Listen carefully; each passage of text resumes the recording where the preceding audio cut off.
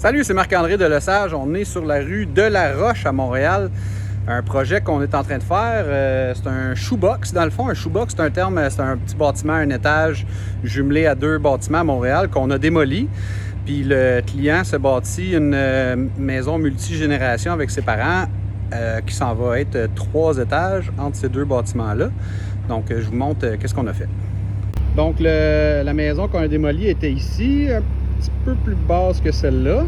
Celle-là n'est pas vraiment grosse. Celle-là, elle a été bâtie il y a quelques années, collée sur ça. Donc, on voit le carré de l'ancienne maison qui était là. Là, on a creusé les tranchées, mais ici, on s'en va. Le client veut des fondations vraiment creuses. Là, fait qu'on s'en va à 9,5 pieds de creux. Ce bâtiment-là est à la même profondeur. Fait qu'on a quasiment rien à faire. Mais lui, avec, je vais vous montrer, là, quasiment pas de fondation. Donc, c'est là qu'on a le plus de travail à faire. Je m'en vais vous montrer ça.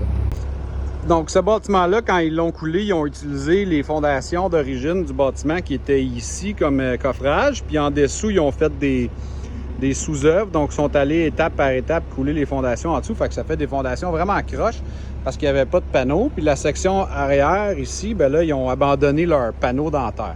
Fait que là, nous autres, c'est vraiment croche. C'est pas nous qui coulons les fondations ici, parce que le client voulait du coffrage isolant. Donc, il s'est engagé un entrepreneur spécialisé là-dedans qui va venir se monter son mur de coffrage isolant.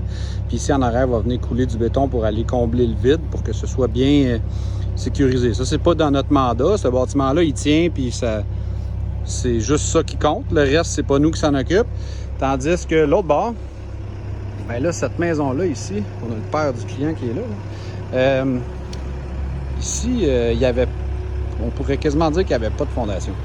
Donc, la fondation, ici, à partir de là jusque-là, il n'y avait rien. On rentre notre main en dessous, c'était directement du bois déposé sur le sol. Puis ici, il y avait une petite fondation de 2 pieds qu'on a scié, démoli partiellement. Puis là, on a coulé une fondation en dessous du bâtiment. Avec là, ce bâtiment-là, maintenant, il y a une maudite belle fondation.